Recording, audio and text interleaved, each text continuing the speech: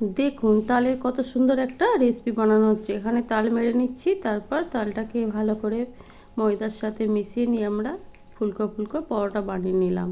তো কিভাবে বানালাম জানতে হলে পুরো ভিডিওটা আপনাকে অবশ্যই দেখতে হবে। স্কিপ না করে পুরো ভিডিওটা মনোযোগ সহকারে দেখুন, তাহলেই আমার মতো এরকম পারফেক্ট নরম তুলতুলে পরোটা বানিয়ে নিতে পারবেন। চলুন ভিডিওটা শুরু করি। এর জন্য প্রথমে আমরা একটা তাল নিয়ে নিয়েছি, তালটা ভেঙে কাই বের করে নিচ্ছি। দেখুন আমরা এরকম একটা টিনের পাতের তৈরি করে নিয়ে এসেছে, তো তার সাহায্যে আমরা তালটা এখানে বের করে নিলাম। আজকের পরোটা আমি আটা দিয়ে বানাবো, তাই আটাতে লবণ এবং চিনি দিয়ে তার সাথে তাল দিয়ে ভালোভাবে মেখে নিয়েছি। মেখে এরকম করে পাতলা পাতলা করে বেলে নিয়েছি। দেখুন কড়াতে সাদা তেল দিয়ে দিলাম। তেলটা গরম হওয়ার পর পরোটাটা ভেজে নিতে হবে। দেখুন পরোটার 1% যখন হয়ে যাবে তখন ছান্তার সাহায্যে এইভাবে উপর থেকে তেল দিতে হবে, তাহলে পরোটাটা একদম দুখল হয়ে ফুলে যাবে। দেখুন আমি তেল ছিটিয়ে ছিটিয়ে দিচ্ছি। আমার পরোটাটা ফুলে গেছে, এরপর উল্টে দেবো। বেশি লাল করে ভাজতে যাবেন না, কেননা তাল দিয়ে আছে তো, তাহলে তেতো হয়ে যাবে। তাই এরকম অবস্থা আসলেই ব্রাউন কালার মতো হলেই তুলে নিতে হবে। এরপরে একে একে একই পদ্ধতিতে আমি সমস্ত পরোটাগুলো ভেজে নেব। আজকে আমি পরোটাটা আটা দিয়ে বানাচ্ছি, আপনারা চাইলে ময়দা দিয়েও বানাতে পারেন, তবে ময়দার থেকে আটা দিয়ে বানালে খেতে আরও ভালো হয়।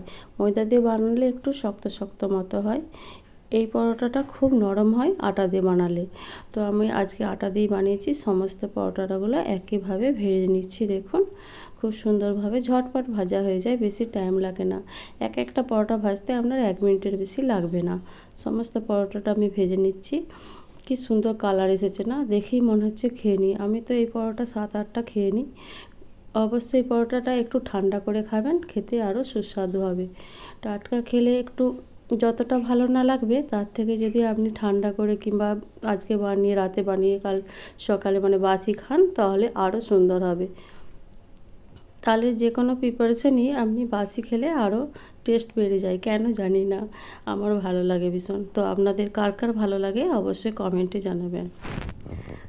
দেখুন কথা বলতে বলতে আমার সমস্ত পরোটাগুলো প্রায় ভাজা হয়ে এসেছে, কত সুন্দরভাবে ফুলেছে। আমি একটা আপনাদেরকে দেখাচ্ছি, দেখুন একদম দুখোল হয়ে ফুলেছে। তো আমি এখানে একটা নিয়ে নিচ্ছি, নিয়ে আপনাদেরকে দেখানোর চেষ্টা করছি যে পরোটাটা কিভাবে ফুলে উঠেছে। দেখুন এত সুন্দর হয়েছে যে বলে বোঝাতে পারবো না, পুরো পকেটের মতো হয়ে গেছে। ভিতরটা খুব সুন্দর কালার এসেছে। তো আমার পরোটাগুলো কেমন লাগলো আর ভিডিওটা কেমন লেগেছে অবশ্যই কমেন্টে জানাবেন। আর ভালো লাগলে অবশ্যই শেয়ার করে দেবেন, একটা লাইক দিয়ে দেবেন। আর বাড়িতে অবশ্যই বানিয়ে খাবেন, সামনে জন্মাষ্টমী আসছে। দেখুন কতটা সফট হয়েছে পরোটাটা। আমি এভাবে ভাঁজ করছি আবার খুলে দিচ্ছি, একই পজিশনেই চলে আসছে। এত সুন্দর হয় যে বলে বোঝানো যাবে না, যতক্ষণ না আপনি বাড়িতে বানিয়ে খাচ্ছেন। তো এতক্ষণ ভিডিওটি দেখার জন্য অসংখ্য অসংখ্য ধন্যবাদ।